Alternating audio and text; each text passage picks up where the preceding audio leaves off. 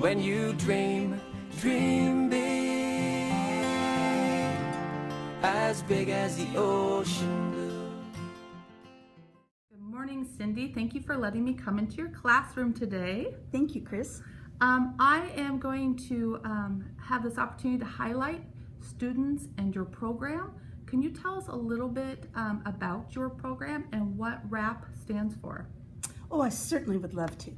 RAP stands for Where Responsibilities Are Polished, because we wrap our services around the students to increase their self-responsibility so that they can then eventually leave special ed and be the most successful adults they can be. So Cindy, can you please tell me what your days look like in your RAP program? Certainly. Our students, if you can look up at the front, you won't see it clearly, but that's the schedule of every student in our program.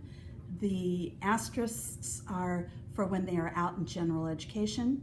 The other marks are for when they're in here. It's color coordinated because we do that to help the kids be able to organize better. So everything that is in, for example, third period is red. All the writing is in red, their folders are in red. They know that if it's third period, they get the red folder out and that's got their homework and all their papers in it. Easy way for them to remember what they're doing and where they are. Please tell us anything that would be unique about your students that maybe a guest teacher would want to know more about. Yes, our students don't like being touched. And if the paras say don't approach that child, that child's probably having some sensory overload and not able to handle anyone new coming up to talk to them. They can be very shy around other people. They don't act out with other people around.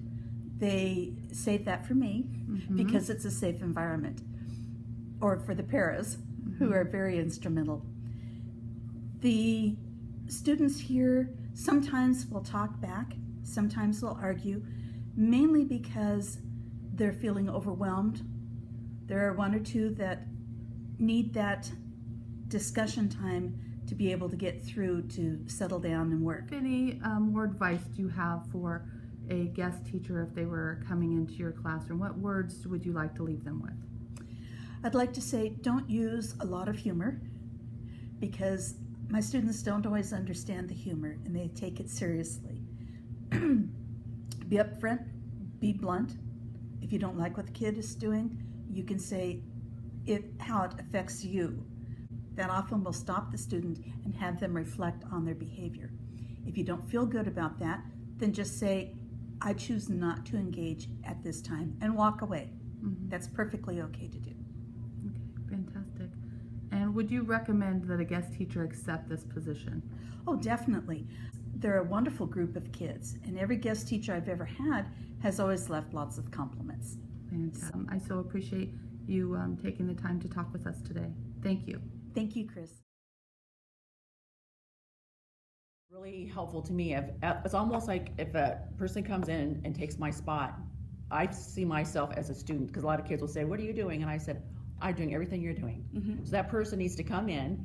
If a teacher says, turn to page 21, turn to page 21. You're like a student, and that's basically the realms of, so when I come back, I can see what I missed, so I'm not trying to catch up, because my job is to support the kids. And if I don't have the information to support, then I'm lost, and then I feel like I'm not there to help fulfill the needs of our students. And so if they could just come in, basically just get the books out, take the notes, do the assignments, and just so when I come back, it's like, oh, I was never gone.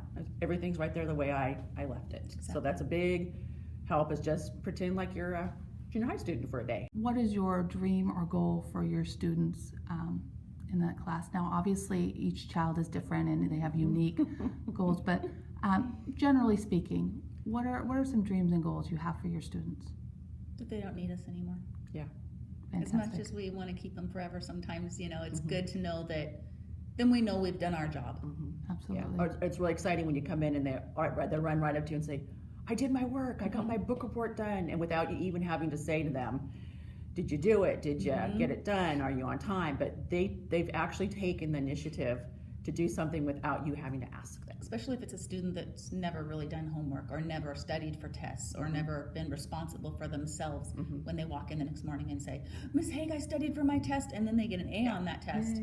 Would you recommend this position to other teachers and other guest teachers coming in? Is this a fulfilling line of work? Absolutely. And it's a kind of work that you can come into and see your rewards at the end of it.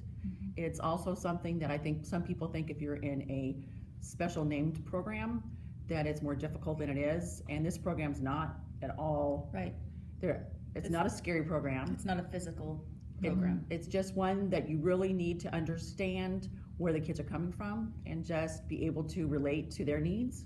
It's very fun and especially very rewarding. It's a very rewarding job. Well, I thank you, ladies, for your time. Good morning. How are you this morning? I'm okay.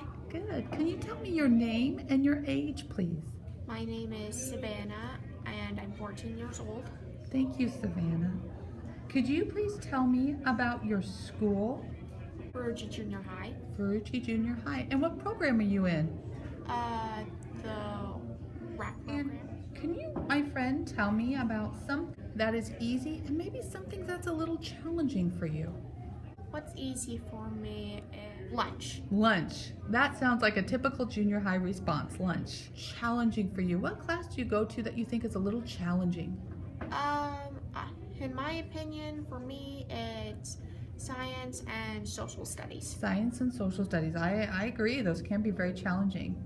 But you have some great teachers that help and support you. Can you tell me about both your teacher in the RAP program and the paraprofessionals that help you out? Well, the teachers in the rap program, Miss McAuliffe, Miss Haig, and Miss Malco, they can be kind of pushy from time to time, but that's because they want to help us learn, have a better future. Absolutely. How do teachers help make maybe science or social studies easier for you? What do they do to help support you? Well, when I don't understand something or something that's going on in class, they usually help me to understand it, like tell me what it is or what's going on. Gotcha. And do they help you with other things besides schoolwork? Do they help you with the new friendships? Well, that's what social skills are for. They help us interact with kids or helping us to make friends. Do you think it's hard to make friends sometimes? Yeah. Yeah. And when I do make friends, we don't really stick for long. Yeah. But they're helping you to learn those skills, so that's fantastic. And I can see that you are a great student and a great person, so I know that those friendships are probably growing at this very moment. So my friend, could you also tell me, after school, I bet you have some big dreams of what you want to do with your life. What do you want to do when you grow up and after you go to high school and college? What do you want to do? Well, I'm not sure if I want to go to college or not, but if I do want to go to college, I'm thinking of being a social worker or a therapist. Tell me why. Well, I've seen a lot of stuff like on TV and in real life about people who have been having issues or been through traumatic experiences like drugs, alcohol, or children being abused, or someone who's having a rough time, and I've been through that stuff and I want to help them. That makes my heart really happy. So what would you suggest to any paras or teachers that come in as guests into your classroom to help you? What advice would you give them?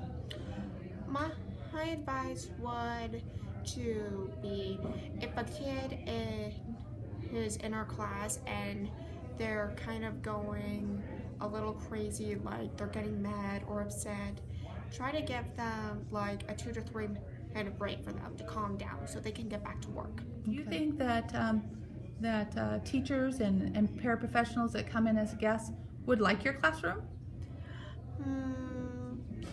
I think they would. Yeah? Okay. Well, I'm going to let them know that I think they should come visit you. Okay? Okay.